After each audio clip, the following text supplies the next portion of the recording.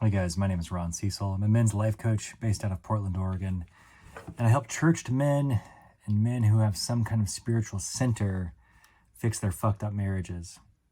In today's episode, I'm finishing off an 11-part series on what makes a nice guy, and in some ways, this is my origin story. I was raised by a nice guy who may not have looked like the kind of guy you're thinking. My dad had a permanent red neck. They were sunburn scars from being a welder. But my dad was raised with a mother and father who both inadvertently taught him that in order to be loved, he needed to be perfect and take care of everyone's needs before his own. That left my dad searching a lifetime for someone to love him just as he was. The problem was he did not love himself just as he was. So when people tried to get close, he would push them away. In total, before my dad died, he was married and divorced 8 times. Now, my mother's story is very similar.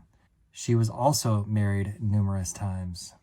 She also learned that in order to be loved and to be accepted, she had to take care of other people's needs before her own. On top of that, I was raised in a religious culture where we were taught and where we were indoctrinated with the idea that in order to be good in the eyes of God, we had to be completely selfless.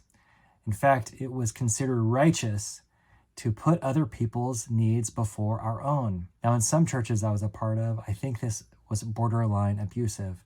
Do I think that those leaders were trying to abuse us? I don't think that they were. I think what happened was there became a codependent relationship where we volunteered our time at the cost of ourselves, and they asked us to volunteer our time, not knowing the pain that it was actually causing. Is that an excuse for them? It's not. Is it an excuse for me? It definitely isn't. But this happens in relationships. As a part of my origin story, you might have heard that I was married once before. And the advice that I got from my father before that marriage was, if mama ain't happy, ain't nobody happy. I think what he was trying to say is make sure your wife is happy. And if she's happy, you'll be happy too. On the outside, that seems pretty reasonable. But in practice, with the models that I had, I forgot who I was in the process. I poured all of my effort and all of my energy into making sure she was happy. That works for a small amount of time.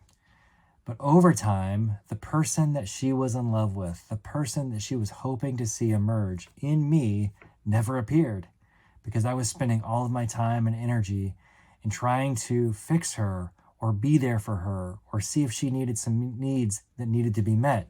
All the while, I was neglecting my purpose, neglecting my passion, and forgetting where I wanted to be in my life. Truly, I became lost. And because I was lost, she lost her attraction to me. More than that, I would say she lost her hope in who I was going to become.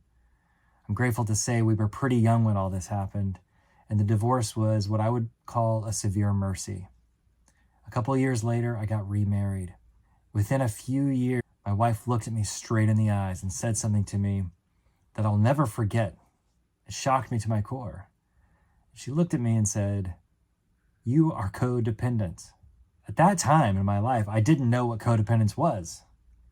The more I looked into this idea of being codependent, the more I realized that it was not only putting all of my energy into her, it was also this God complex that I carried around, that she needed me, that without me, she would somehow fall apart. That's at the core of what nice guys deal with. We think that we have to be perfect and fix everyone around us and neglect ourselves in order to be loved and to be accepted. That's how I got into this.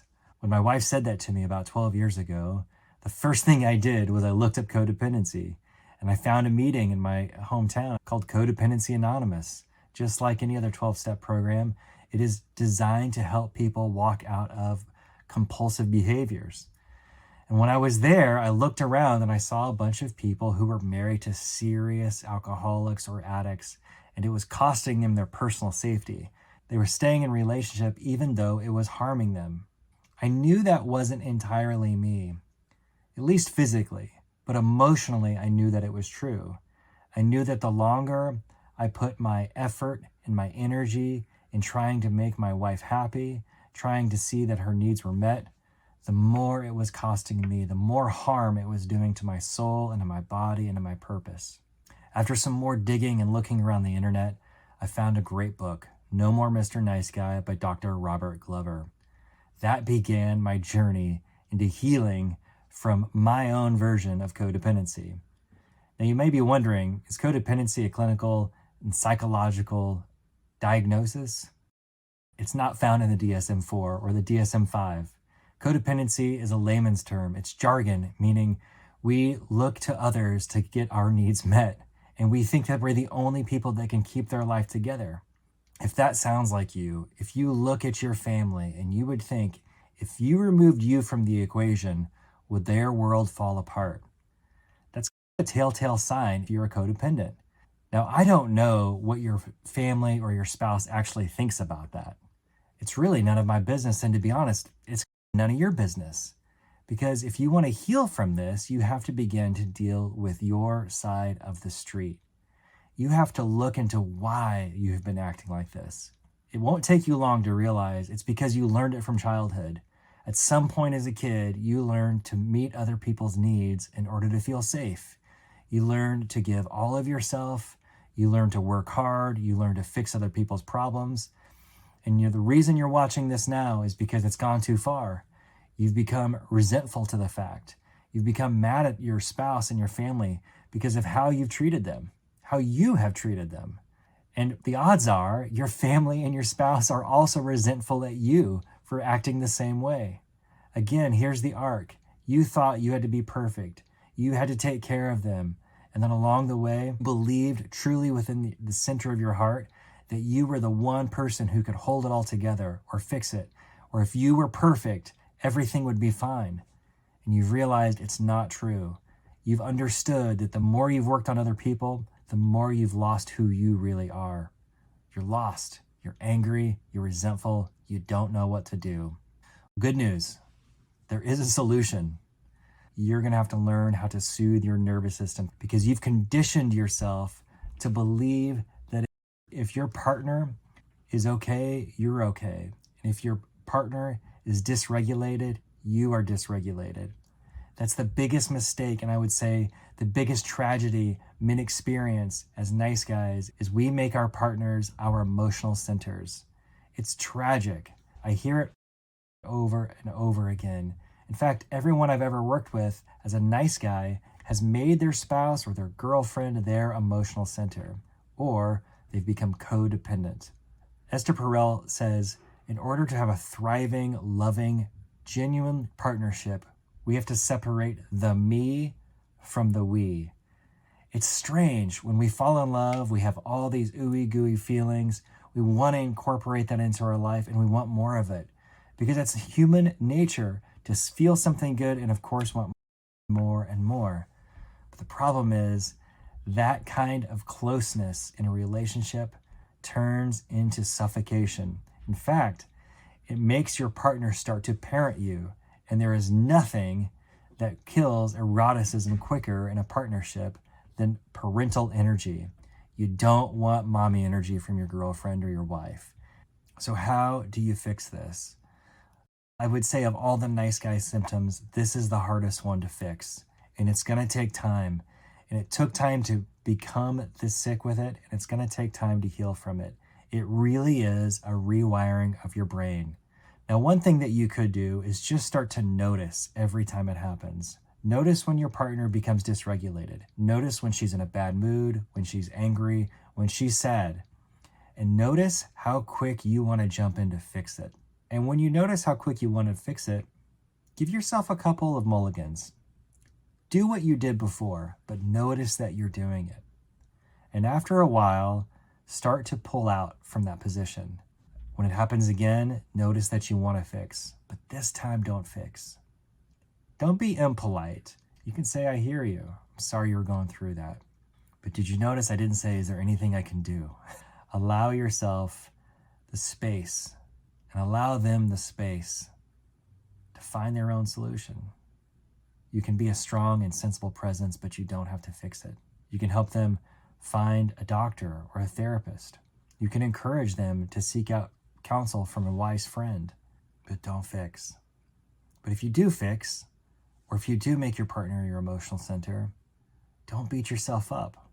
You're going to do it some more. In a way, you almost have to think of it as an addiction you have to get over. And in addiction recovery, you have relapses. That's okay. That's part of it. This is progress, not perfection. One of the other ways that you can begin to recover from making your partner your emotional center is to do good things for yourself. As I said in my last video, you have to make sure your own needs are met. Take care of yourself. Take supremely good care of your health, your mental health, your spiritual health. Hang out with guys. Be among men. Have hobbies. Do more than just work. Be present with your kids. Have a good time with them. Take your wife on a date. Romance her. Seduce her.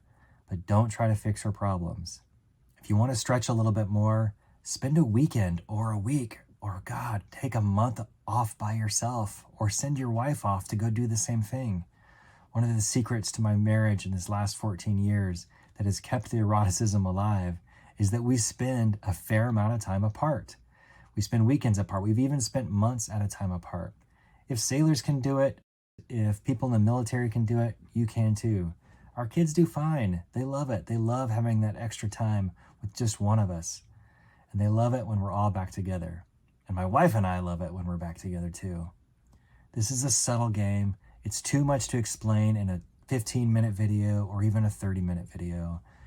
This takes time to rewire in your mind. If you've not read the book, No More Mr. Nice Guy by Dr. Robert Glover, I highly recommend it.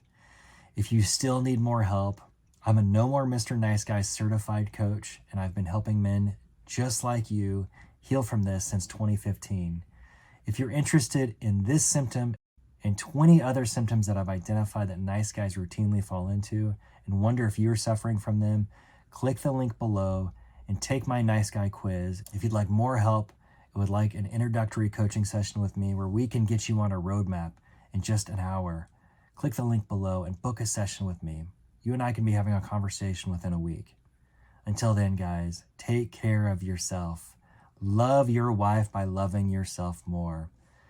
Begin to notice all of the nice guy tendencies in your life where you can't draw boundaries, where you put other people's needs before your own, and most especially where you believe if you are perfect, absolutely perfect, then your life will be smooth sailing. You realize now enough that if you're watching this video, those things aren't working out for you. Take stock of that. To be different, to live a different life, you have to act differently.